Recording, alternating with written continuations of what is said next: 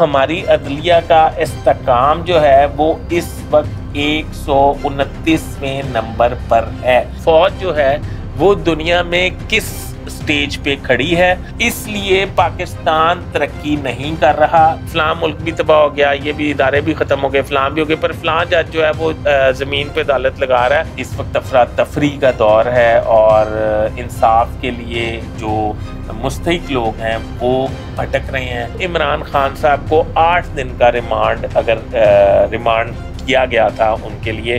اب فوج کے خلاف جو ٹرینڈ سیٹ کیے جا رہے ہیں یا فوج کو جو نشانہ بنایا جا رہا ہے، ایک فوج ہی ہے جو ملک میں اس وقت استحکام پیدا کر سکتے ہیں۔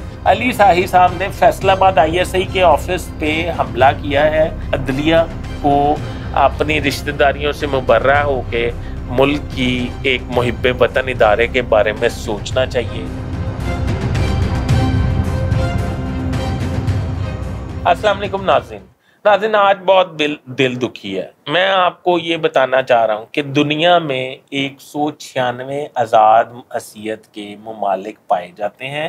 196 ممالک میں آپ اندازہ لگا لیں، 196 ویسے 200 میرے خیال 13 ہیں شاید یا 206 ہیں جو آزاد ہیں، میں ان کی بات کر رہا ہوں۔ اچھا، 196 میں ہماری عدلیہ کی کریڈیبلٹی جو ہے وہ کس قدر بہتر ہے وہ میں آپ کو اس پروگرام میں بتانے لگا ہوں، اور میں آپ کو یہ بتانے لگا ہوں کہ ہماری فوج جو ہے وہ دنیا میں کس سٹیج پہ کھڑی ہے اور ابھی حالات کیا ہیں عدلیہ کے حوالے سے اور فوج کے حوالے سے۔ ناظرین، میرا چینل سبسکرائب کر لیں، بیل آئیکن کے بٹن کو دبا لیں اور اپنے کمنٹ سے اپنی آراء سے ضرور آگاہ کیجیے گا، اور میرے ویلاگ کے حوالے سے مجھے ضرور گائیڈ کیجیے گا کہ کیا میری بات آپ کو کچھ پسند آئی یا بری لگی، دونوں صورتوں میں۔ اچھا، اب بات یہ ہے کہ 196 ممالک میں ہماری عدلیہ، یعنی کہ 196 ممالک کی جو عدلیہ ہیں اس میں اگر ریٹنگ میں آئیں یا نمبرنگ میں آئیں تو ہماری عدلیہ کا استحکام جو ہے وہ اس وقت 129ویں نمبر پر ہے،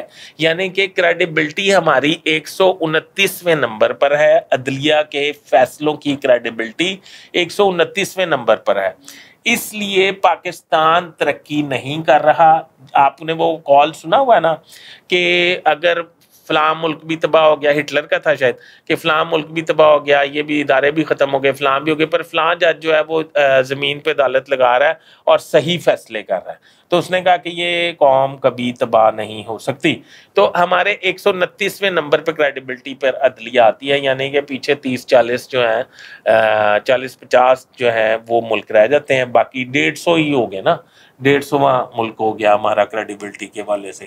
تو کس قدر پست عدلیہ ہے ہماری کہ جو اس نمبروں پہ آتی ہے، اور حالات یہ ہوئے پڑے ہیں ہمارے پاکستان کے کہ پاکستان میں فل جو ہے اس وقت افراتفری کا دور ہے، اور انصاف کے لیے جو مستحق لوگ ہیں وہ بھٹک رہے ہیں۔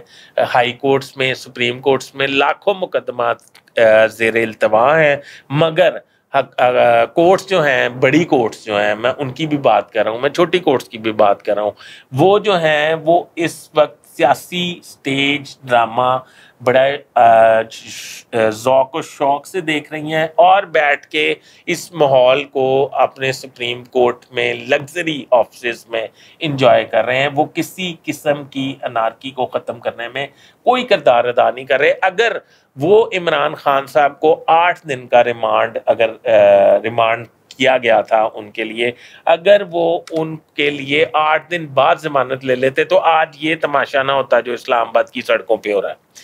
دوسری بات میں یہ کہنا چاہتا ہوں کہ ہماری فوج جو ہے ٹاپ 10 میں آتی ہے، یعنی کہ پہلے سے لے کے، میں احتیاطاً ٹاپ 10 کہہ رہا ہوں، ویسے 7ویں نمبر پہ ہے، یعنی کہ پہلے سے لے کے 10ویں نمبر پہ آتی ہے 196 ممالک میں۔ اس کی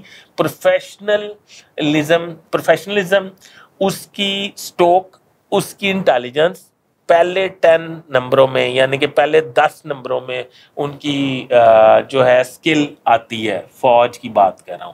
اب فوج کے خلاف جو ٹرینڈ سیٹ کیے جا رہے ہیں یا فوج کو جو نشانہ بنایا جا رہا ہے میں یہ سمجھتا ہوں کہ وہ بہت زیادتی ہے. عدلیہ تو تباہی کے دہانے پہ ہے جس کی وجہ سے ملک بھی تباہی کے دہانے پہ ہے.